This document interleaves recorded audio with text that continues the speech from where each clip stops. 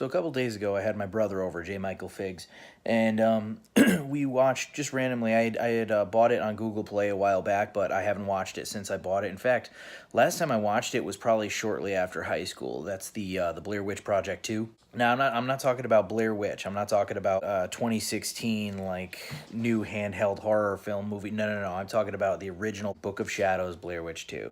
I remember that there's a lot of shit from high school that I used to really enjoy that I watch now, and I'm sort of like embarrassed to admit that I ever liked it. And I was kind of thinking that that was going to be my experience rewatching the Blair Witch 2, because I did like it back in high school. I thought that I thought it was ballsy of them to take a different route. They already proved with the original Blair Witch that you could very cheaply just have some people go into a woods, bring a camera, and make a movie on less than $1 million budget. So I give them credit for trying to do something different, but yet still incorporating the whole film aspect. That's what I remembered about the movie.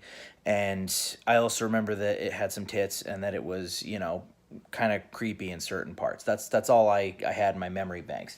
But rewatching it a couple days ago with my brother, I'm gonna be real. I don't have much beef with the movie still. I mean, I'm not saying that it's perfect. I'm definitely not saying that it's as good as the original Blair Witch Project. I mean, there was really no way that you were going to make an even equivalent sequel to the original Blair Witch Project. It's just a fucking masterpiece. The sheer idea of doing it again makes it less of a masterpiece, like The Exorcist 2.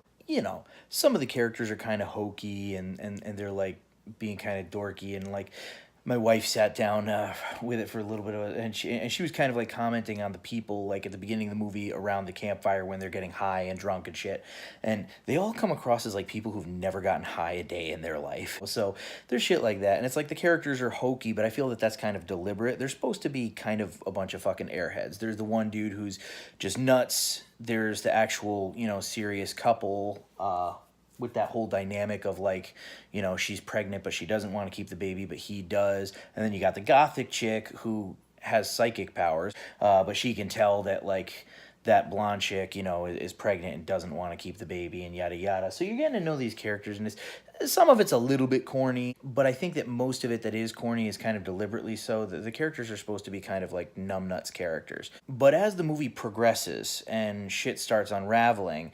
And I do agree with Chris Stuckman on this, that the movie is very disorienting. But I where he didn't like that. He thought that it was like choppy and thrown together. Me personally, I think that it was deliberately disorienting because the characters themselves were disoriented. And I mean, I'm not going to give away the ending to the movie, but once the ending happens, it's like it all kind of makes sense, what the fuck happened with them. So it's supposed to be disorienting. You're supposed to kind of question, wait, did that really just happen? And I kind of liked that about the movie. And again, I liked the whole, I think they took a couple cues from Event Horizon with what they did with the video. But the fact that it involved video, there was a video in it, they kept the same theme going from the original Blair Witch. Now again, you're going to look at this movie in comparison to the original Blair Witch. Clearly it's not as good. But I wouldn't say it's a swing and a miss either. It's very clear that a good effort went into the movie. I personally think that it's kind of creepy. I like the fact that it's disoriented. I like the fact that it still involves film even though it's not a handheld movie. So it does stick with the theme. It is dated. Marilyn Manson's album Hollywood, there's a song on it. It's a really awesome song, Disposable Teens, but it's right in the beginning credits of this movie, and it's just sort of I also have a soft spot for that because it's that's when I went to high school. I remember watching The Blair Witch 2 when I was in high school, and I'm sick. So it's a little dated, but honest to godly, I don't think it's that bad of a movie. If you're I think you should just watch it as its own movie, honestly, because I remember I went into it, even back in high school, I went into it thinking that the movie was going to be a piece of shit. And maybe, I don't know, maybe that's the best way you can kind of go at it. Sort of be this is going to absolutely blow in comparison to the first one. And then it'll be sort of you might come out pleasantly surprised.